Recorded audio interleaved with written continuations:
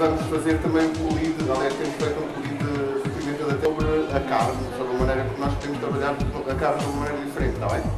Vamos a isso então. Muito bem, então,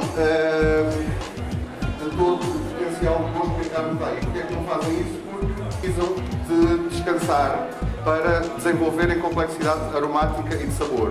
E, portanto, na teoria, e o ideal relativo a uma umidade relativa de 80% a 85%, e as carnes ficam logo mais frigoríficas, e, portanto, ele ficou mais firme, mais ressequido. Isto é o aspecto da testa, portanto, a carne está mais escura. Se calhar está menos apelativa comercialmente, ou os olhos. Obrigado. Aumenta algum sangue que tem. Todas as